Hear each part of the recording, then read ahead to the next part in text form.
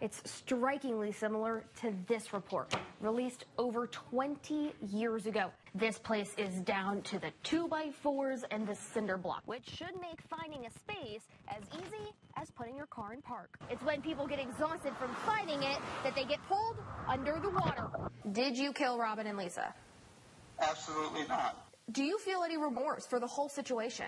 Some homes are somehow still standing. Others are just decimated. Coming back, there really wasn't very many. I'm going to put my hood up here as this rain starts to come in again. I was out here about 3 a.m. this morning, and the water at that point was up to my hips 3 times in 6 months. As they say in baseball, this guy struck out. If you want the candy like Josh does, Smokey here is no Dalmatian at the firehouse. From seedlings to full-grown plants, these inmates harvest about 500 pounds of lettuce each week. Like this $61 million that was returned? Yeah. Yeah. Well, the streets are cleaned up pretty much, but the homes, they're still a wreck. Much different story than what we're looking on the actual roads. For many, it's a reminder of what the tornado did this time last year, but the wreckage we're looking at now actually is attributed to Ian. Silence fills the streets of Century 21. The roads empty. Not a soul in sight until a biker rides by. Since the storm, it's deserted in here. Joe DiGiovanni rides his bike around here 4 or 5 times a week, seeing life stopped in a single moment. It's just like a bad omen, bad luck. I mean, the tornado, you clean up after that, and then boom, Ian hits, and I don't know what the windup is going to be, because most of these homes in here look like they're not really repairable. Since the hurricane, I ride through here 3-4 times, at least 3-4 times a week. The most you see is somebody just carrying some stuff out and putting it in the trunk of their car and going. One of those somebodies is Kathleen Mitchell. Yes, we were here for the tornado. It sounded like a freight train, and the bedroom I was in was under the carport at the time. And then all of a sudden it was bright white because the carport was gone. Michelle Carno was visiting her mom here in Southwest Florida a year ago today, when the tornado gave this community its first glimpse at disaster. I thought, by now, all the tornado damage would be repaired and I'd have my beautiful home again in a community I loved. And instead, it's all gone. To Mitchell's surprise, one major storm wasn't enough. During Hurricane Ian, her daughter was 1,200 miles away, waiting on a text. She's fine. She's alive. That's all I know. That's all that matters. That is absolutely all that matters. Her mom's all right, but Mitchell's community and way of life? No, I never expected anything that would just, demolish not only my home, but the whole community. 320 homes. Just unlivable. June 19th is the date when everyone has to be gone, and you either turn your title over to the landowners or, somebody's got to remove your house. Mitchell says most people have given up, left their mementos, and hit the open road. She's saving what she can before a bulldozer comes and knocks down the community she's loved for more than a decade.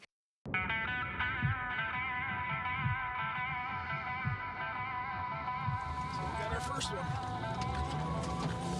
In the cover of the night, Sergeant Jeff Barkley is on the hunt. Good evening. Sergeant Barkley with the Cape Coral Police Department. Were you aware what the speed limit was? With eyes like a hawk, he's pulling people over. Tango 203, simple. Looking for something more sinister than speed. Please slow down, okay? All right.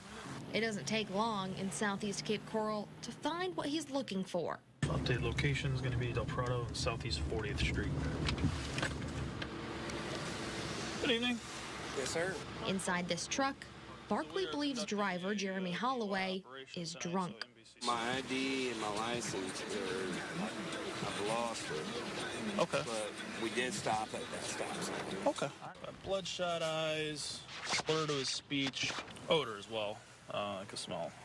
With ice and booze tossed on the back floor, Holloway knows what's coming next. I have placed you under arrest for DUI.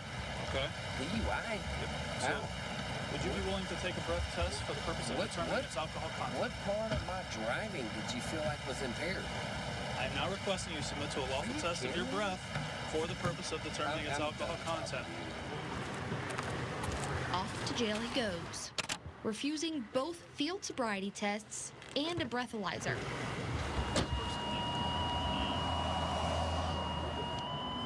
Yeah, it does feel good to take an impaired driver off the road. I can't deny there is a little bit of satisfaction knowing that you took that person off the road. Tonight isn't Sergeant Barkley's normally scheduled shift. Not safe to operate. He volunteered for this DUI operation, I did the traffic homicide for 5 years. hoping to avoid a tragedy, one he's seen too many times. You know, I've had them where they're literally quadriplegic, so just paralyzed from the neck down. You know, to me, that's worse than fatal. I'd rather be fatal. But this detail If I can catch it. doesn't slow down.